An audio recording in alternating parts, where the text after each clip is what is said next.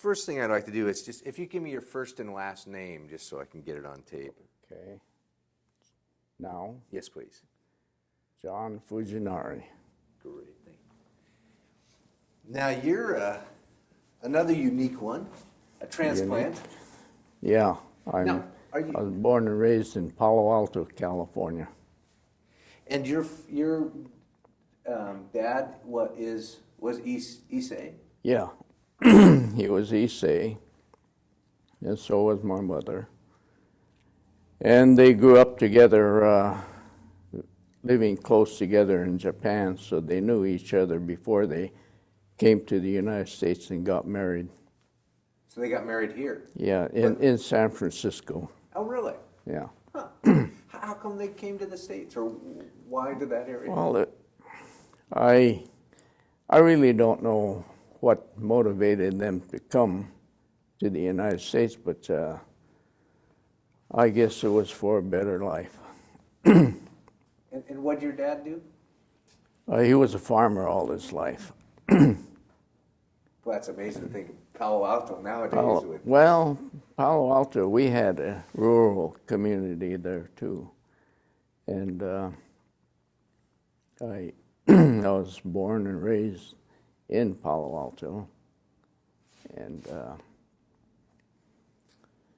we had practically all the family was born in and around that area. How big was your brothers and sisters? Well, I had two brothers, older brothers, and I had 3 older sisters and 1 younger sister. Wow. A handful Yeah. for mom and dad. Yeah. I guess their dad wanted people to work at the farm. Is that... Well, I guess that was the idea, because we all worked. I remember working when I was very young on the farm. What did you raise a variety of? A variety of vegetables and berries. Good place to grow up as a kid? Was it a good place to grow up as a kid? Well, I think it was, yeah. Went to Palo Alto, all the schools in Palo Alto, and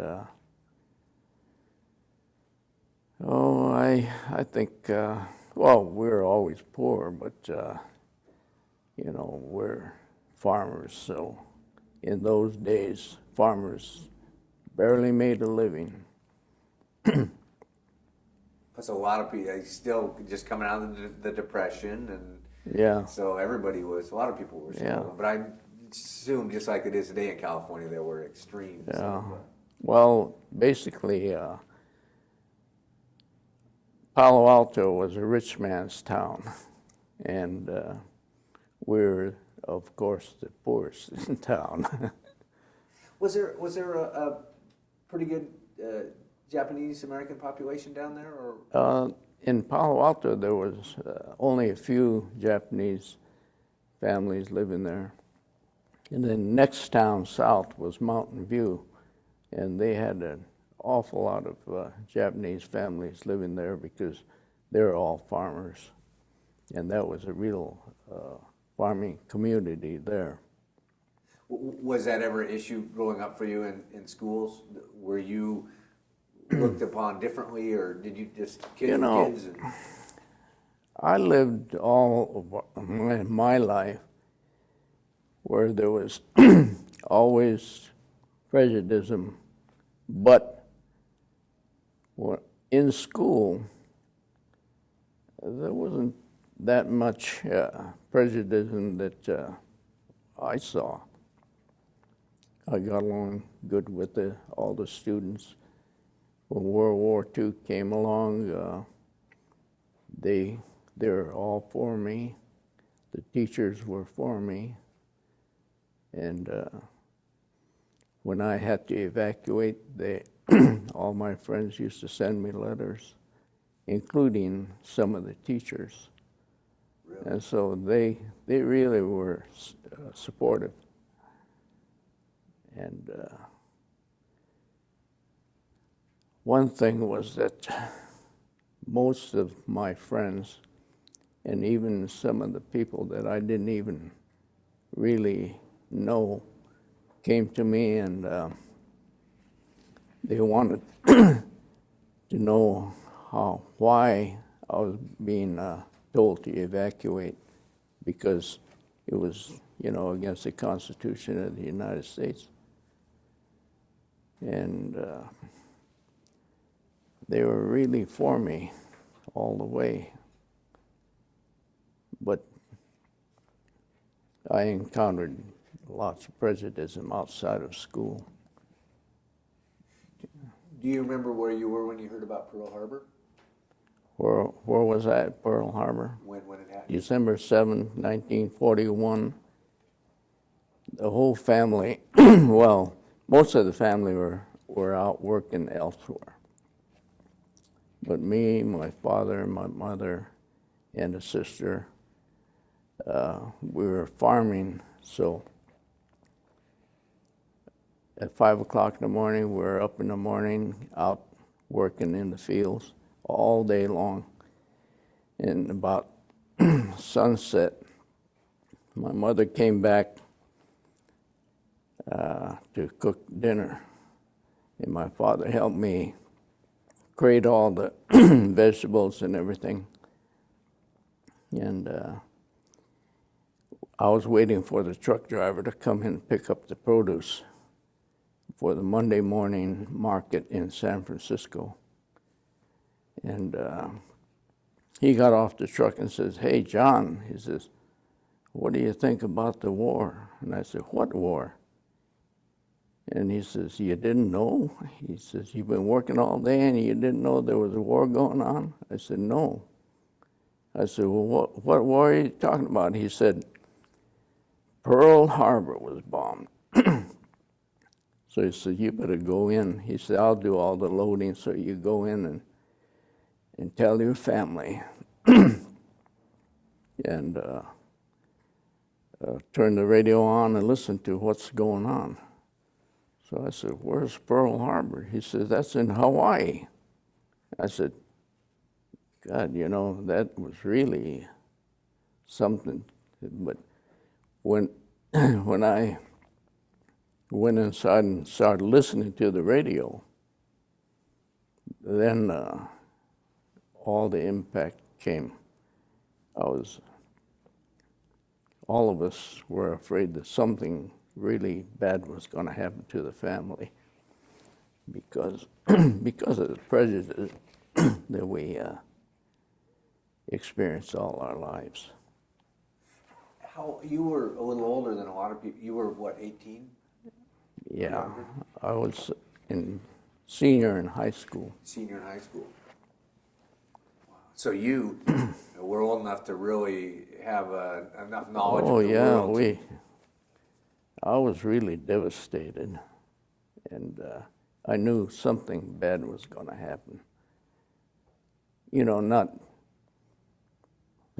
more than what other people the Caucasians would have in their mind, because we lived in prejudice all our lives. And I knew that with this face of mine, lots of bad things would happen, and it did. Do you remember your dad's response? Oh, I know a lot of things are going through his mind. He was a quiet man, and I knew about what he was thinking, about the same thing that I was thinking. My mother, for the first time in my life, I've seen her cry, because she herself said that, things are going to be, we're going to feel the effects of this thing, our whole family. And it all happened after that. When did you, because a number of things I assume, one, I know the evacuation, which we'll get to, but did you start to see an increased amount of prejudice? Yeah. A few days after it was only a day after bombing of Pearl Harbor. I was walking home from school, and a guy gave me a friendly smile and said, "Hey, kid, come on over here. I want to talk to you." So he just parked his car on the side of the road.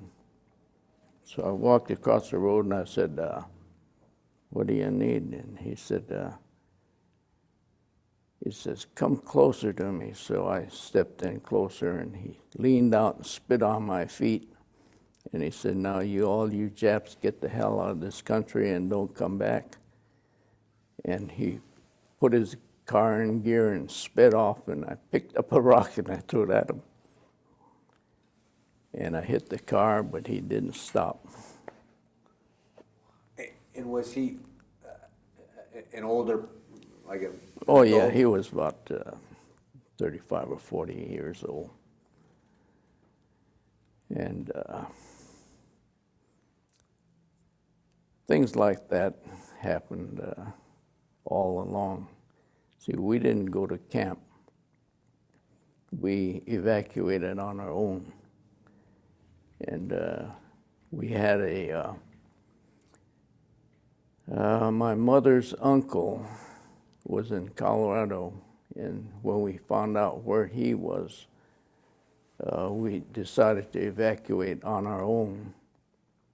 And while we were traveling, while there was me, two sisters, and my brother, my older brother, we were driving to Colorado, and my mother, father, and my little sister was on a train. They left on a train.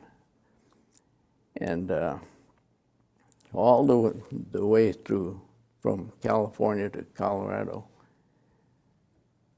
people wouldn't sell us food. Half of them would refuse to sell us gas. And in Elko, Nevada, we really had a tough time because it was just about midnight. We're out of gas. And we stopped in the only station we could find. And the guy refused to sell us gasoline. And a friend of his finally got him to sell us gas. And there was a lot of threats in between during the time that we were getting this gasoline. But it was precarious. Were they outwardly, did they make derogatory comments? Oh, outwardly, yeah, or all the said, time. So they weren't subtle about it? They didn't No. just ignore you? They said, "Hey, you Japs, get the hell down the road. We don't want you around here." And they said, we're not going to sell you any gas. And and this friend of his said, "Oh, why don't you sell them? Get these Japs out of here." He said, sell them some gasoline and get them the hell out of here. He said, "We don't want them here." And so after about 10 or 15 minutes of arguing between those two, they decided to sell us some gas, so we got the gasoline and it went on. Do you remember what your feelings were? Did it create fear or anger or both, or? Well, you had to have some fear, but I was feeling more angry than anything else. It was, I guess it was about 50-50. Now, when you left Palo Alto, the farm, Yeah. house, Well, what happened was we were harvesting our winter vegetables and had already planted most of the crops for the coming year. And that was supposed to be our income for the coming year, see. And so we left the farm, everything, all of our equipment there. We didn't own the farm, we were just leasing the farm. We left all of our equipment there and left everything in the house and boarded it all up. And the owner said that he'll take care of everything while we're gone. And unfortunately, he died during the war. And so when we got back there was nothing left. And so we had to scramble for ourselves once again. How old was your dad when he came back? Well, Roughly. let's see. 1947, he was 61 years old. He died after we came back to California. 2 weeks later, my mother, who was 57, died because my dad died of a heart attack, and my mother died of cerebral hemorrhage, and that was caused by my father's death because her blood pressure was up too high. Broken-hearted. Yeah. Yeah. So that, that had to just, your dad had worked so hard and Yeah. at almost 70 years old had to start over. And Oh, that was what was really getting to him was he was telling my mother one day, he says, he says, we're too old to really start a new life because he said by the time we get started, we'd be too old to work another farm. We don't have any experience in doing anything else. And they were really worried, And they were living with me because I got out of the Army and I came back to Colorado, and I decided to go back to California by myself. But they wanted to come with me because I had an older brother that was in the Army. My other brother was married, and all the family was scattered around the United States by then. And my older brother was still overseas, and he got discharged and took a civil service job in Tokyo, and he lived the rest of his life there, working for the United States government. And so they couldn't go with him, and they couldn't go with my other brother, so they wanted to come with me, so I took them back to California with me. And I bought a little lot and built my own house, and they lived with me for about a year before they died. when you went to Colorado, you had a cousin in Colorado, is that right? My mother's uncle lived there with his family. And so all the cousins were second cousins to me. So what did you do in Colorado then? Well, they had a little farm, and we helped them briefly on that farm a few months, and then I rented a farm right near them, and we raised cabbages and onions and things like that, and just to get me by. And after the crop was sold, well, then I joined the Army. But as I said to you before, that I had a heck of a time getting into the Army. So take me through. First of all, you decided to join. Yeah, I wanted to volunteer, and they wouldn't. In 1942, I think it was about July of 42, I wrote to all the armed forces and the Coast Guard even, they asked them to let me volunteer. And well, of course, my draft class classification was 4C, which was enemy alien. And so I got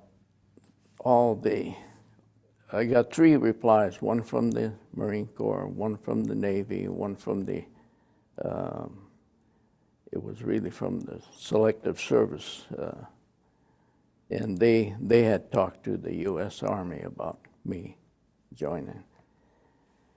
And like I said before, that, when I was talking to you back here, that the Navy sent me a letter, my letter, written all across the face of that thing with red crayon, just 2 words, no Japs. And they sent me an official letter behind that, signed by Lieutenant Commander, and all it said was no Japs. And then the Marine Corps sent me a letter. It was a cordial letter saying that at this time we can't accept you because of your Japanese background. And the Army, this Selective Service person, head of Selective Service, got arranged for me a meeting with the Army. And so I went to see this colonel in Denver, Colorado, and we went to lunch together, and he said that he'll try his darndest to get me in, but they weren't taking anybody like me in the Army at that time. So he said, don't give up. He says, things will change. And then when it did change, well, I joined the Army and went to Camp Shelby, trained with 442. And like I said, that I wanted to, I felt that being in the 442 was racial discrimination, it was segregation, and so I volunteered for the parachute troops. And I served with the 101st Airborne Division overseas. And, was that to get out of the 442nd, was that a challenge again? Because they're saying, well, you're Japanese and this is where we're putting all the Japanese in. Yeah, that's the way I felt. I felt that I should be able to choose any branch of the service I wanted to, because I felt I was just as much a U.S. citizen as the President of the United States. And but of course that never happened. Finally got into the service, and after I got out of World War II and came home, I got badgered into joining the reserve. And they wouldn't let me alone. And they kept coming back to where I was working, and they really pressured me. So I said, just to get rid of them, I signed up. And then here comes the Korean War, see. So let me back up just a little. So you ended up, you started in the 442nd. Yeah. Moved over to the 101st Airborne Division. And where did you train for that? In Fort Benning, Georgia. And that's paratroopers. Yeah. So were you the only Japanese American? No, there were about 13 of us that volunteered out of the 442, and we went. There was about 3,000 people from all over the country that joined the parachute troops, and about 850 of us ever graduated from. Because the training was so rigorous that every day thousands would drop out. You know, and so what happened was that, hundreds would drop out until there was only about 850 of us left. And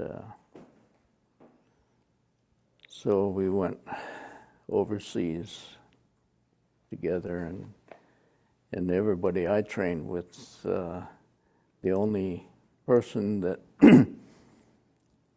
I ended up training with was a sergeant that came to the paratrooper with me from the 442 group. And we ended up in the same company and the same outfit overseas as replacements. And I don't know where all the rest of them went.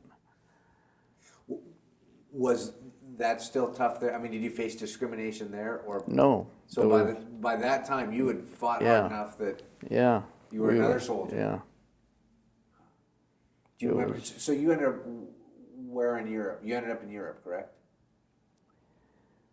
Yeah, I was tail end of Bastogne. We got into the 101st Airborne Division, and then through the rest of the war.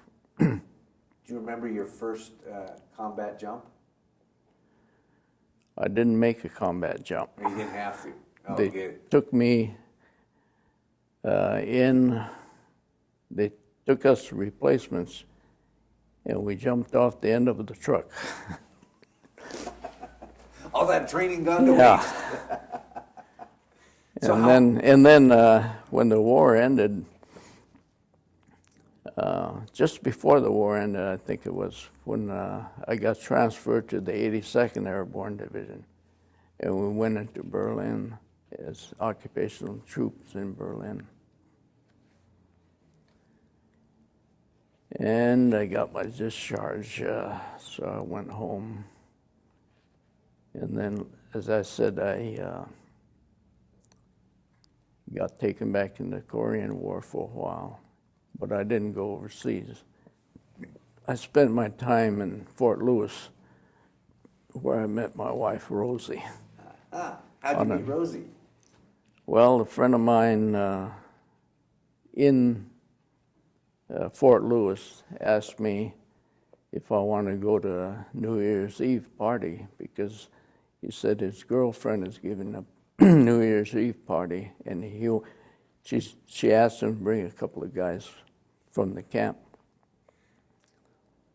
And so we went over there, and I saw Rosie sitting there with this boyfriend of hers, what I thought was a real boyfriend of hers. And,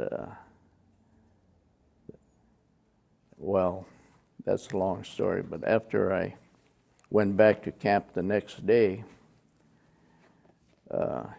he says, this friend of mine says, you meet anybody that you liked? And I said, well, yeah, there was one girl there that I really liked, but it seems to me like they're going to get married tomorrow or something like that. And he said, Rosie. He says, wait a minute, my girlfriend told me that Rosie broke up with that boyfriend of hers. So he said, I'll get you her phone number. So that's where it all started. Was your experience during now Korea? You said you didn't end up going overseas. You ended up. No, I stayed in Fort Lewis, and since my mother and father had already died, I had a younger sister that was still in high school, and she was living with me. And when I had to go to the report back to the Army, well, I applied for a hardship, dependency discharge. I couldn't get that dependency discharge. And so one day a rabbi was walking by, and he sat down next to me. I was sitting in the one day of sunshine we had in Fort Lewis. And he sat down and was talking to me, and he said, "You don't look very happy today." I said, "No, I'm not happy at all." He said, "What happened?" So he said, I told him about my discharge, application for discharge being turned down. And he said, do you have a copy of your application? I said, yeah. So we went into the barracks and I showed him the application. He read it over and he says, change this word to this and this to that and this to that. And then he says, change your application from dependency to hardship discharge, because he says, you're a legal guardian, aren't you, to your little sister? I said, yeah. And she's living there alone? I said, yeah. He's living in my house, going to high school. So we sent that letter in, and that proved to be a good thing, and so I have lots to thank that rabbi about. You know, one thing that I was thinking about was I had that letter from the Navy saying thanks for being there after all those years. Well, I worked for about 25 years along with the Navy. And it's ironic because first experience with the Navy said no Japs. And now they're sending me this kind of a commendation kind of a thing. And so all these Navy guys were born after World War II, really, including all the officers. And so one of them stopped me and asked me about, he said, what's this I hear about something about you guys having to lose your citizenship and having to go to camp? And I says, yeah, that's true. And so I was telling him all about it. And he got interested in it, and then I guess he told the others, some of the others. And so one by one, they're coming to ask me about all of my experiences. And one Navy officer says, you were a paratrooper? He says, I can't believe that you're a paratrooper. I says, well, look how old I am now. I said, I got to bring you a photograph of me when I was a paratrooper. So he says, yeah. So you better bring that. So I brought my photograph and I was showing them. And they said, my God, he said, you don't look like that. But it was a good experience to be working with all those Navy guys. Do you think that reflects a change in our society? Yeah, I think so. I think after World War II, the 442 and the 100th Infantry and the Military Intelligence Service had really gone out and made a name for themselves. And that broke the ice, I think. That allowed, well, for instance, before World War II, if you got a college education, well, where would you end up? You'd be a farmer or a gardener because of this Japanese face. And after World War II, and all this publicity about the 442 and 100th Infantry and the MIS, I think that broke the dam. And so if you got an education, you're almost assured of a good job.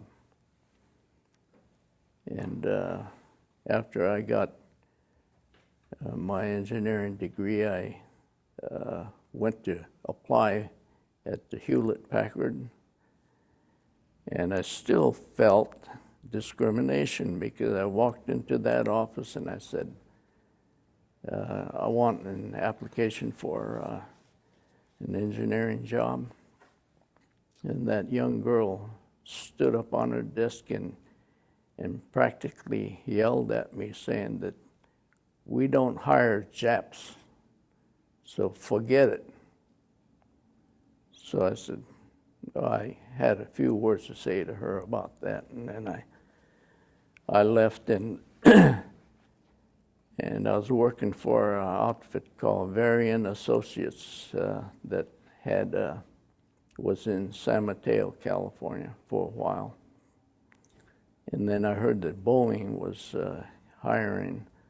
They had a representative there in town, so I went to make the application, and they hired me as a design engineer. So I rushed home and I said, "Hey, Rosie," I said, "I got a job with Boeing. We're moving to Seattle." That's her hometown, see. And so we moved to Seattle, and I worked for Boeing for about close to 10 years. And then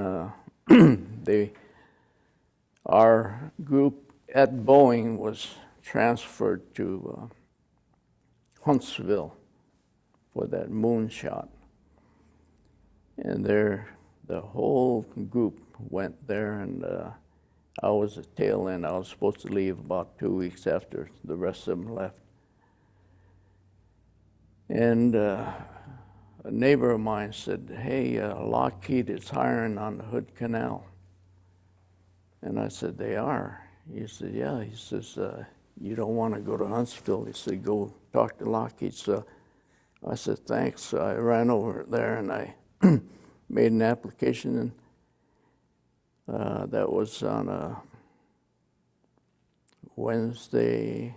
Yeah, it was on a Wednesday, and then the very next day they called me and wanted me to come to work. And I said, "Wait a minute." I said, "I've got to send in my resignation to Boeing and all that." And I said, "It may take a couple of weeks." And they said, "Well," he said, "we'd like to have you start Monday if you can." So anyhow, so Boeing gave me a separation that afternoon, Thursday afternoon. So I went to work for Lockheed and worked with the Navy for the rest of my career. Do you think that what happened during World War II could happen again with the evacuation and? Well, it seems like, discrimination keeps popping back up stronger as time goes on. To me, that's the way it feels. But I don't know whether they'd really get to a point where they would do something drastic like they did to us. I think that the government would really think hard about that. So I don't think a massive evacuation or anything like that would happen again. Do you think, and this is a hard one because we can ponder this one forever, but do you think that the evacuation shortened your parents' lives? I definitely feel that it did. Because they're still young, and my dad seemed like all his spirit was torn out of him, because he was never at a point where, before the war, while we were slaving away on our farm, and but the whole family was relatively happy, and just the way we were. But after after we had to leave the farm, and he lost everything and didn't know where the money was going to come from to feed the family from then on. And so it seemed like his spirit was really burned out from then on. That seems to be one of the biggest, most damaging thing that happened. Yeah, was the psychological aspect. I think it was, yeah. And your mom the same? Yeah, she was always not the same, really.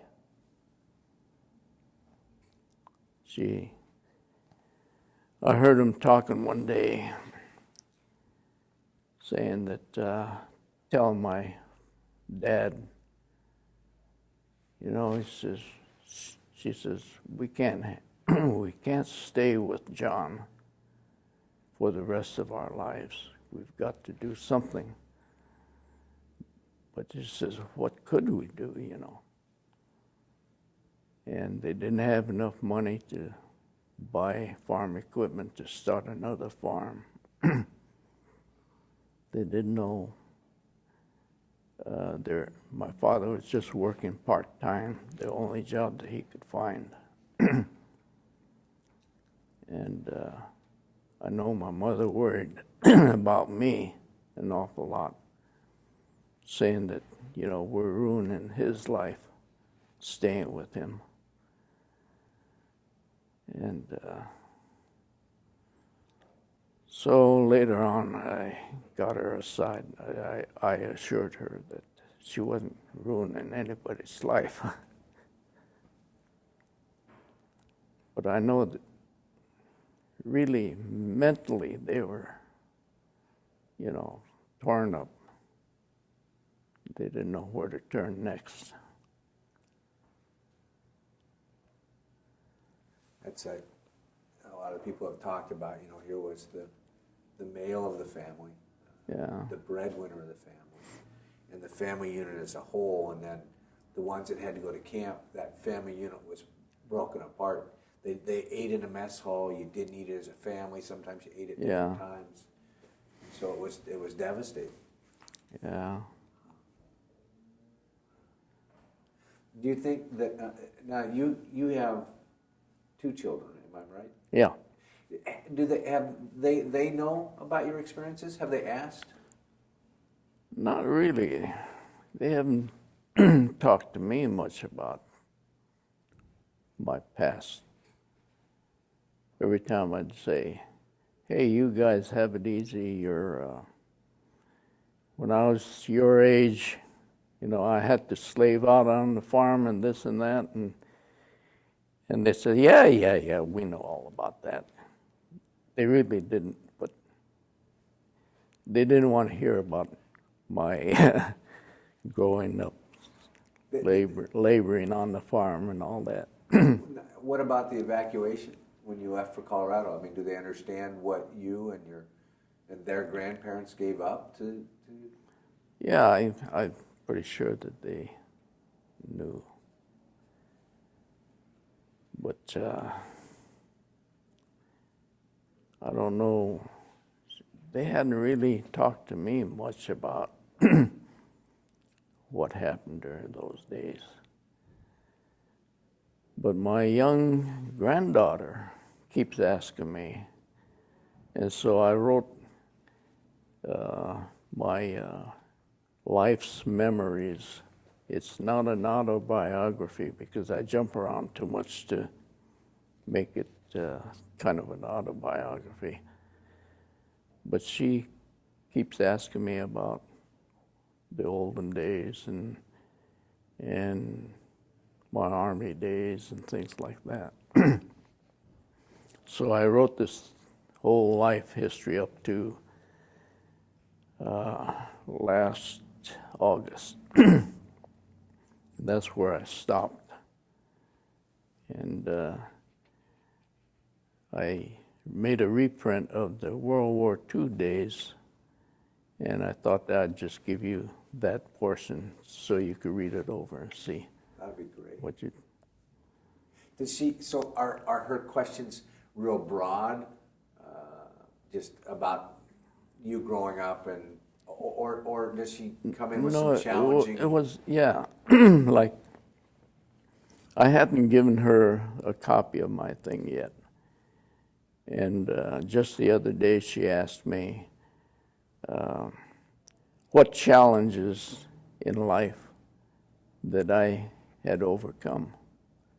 And she wrote a real neat thing at school about it and put my picture at the bottom of the article. And she said he met his challenges, and he still is meeting challenges. And she's 10 years old. Yeah, she just became 10. Does she?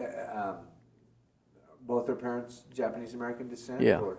Yeah, they are. So she has this is a lot of her understanding her heritage. And, Yeah. does she know about giving up the farm? She will know. She will. Yeah. Because that's the sad thing. That's where some of this project got started, was that some of that was left out of the history books. Mm-hmm. Yeah. It I wrote all of my experiences from the very youngest age that I could remember anything up to almost the present day. And I sent a copy to my sister, my older sister, and she thought it was fantastic. Of course, she's my sister. Where does she live? She lives in Los Angeles. I have a sister that lives in Palo Alto. A brother that lives there.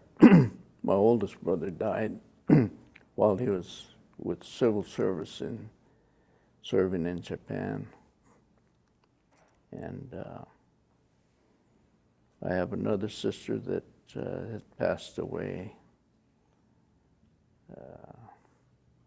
My youngest sister was a nurse in Santa Cruz, California, and she had a heart attack, so she had to quit. Have you ever, as a family, as the kids have grown up now and you're adults, and do they ever reflect back and talk about what happened back then, or is it something that you just go on with life and... Yeah, well, there wasn't too much. There isn't too much talking about what happened. I suppose each and every one of us had different ideas about it all. different ages, so Yeah. different things that were important to them at that Yeah. time. Well, thank you very much. Yeah. I got you tied down there. Let me get you on mic.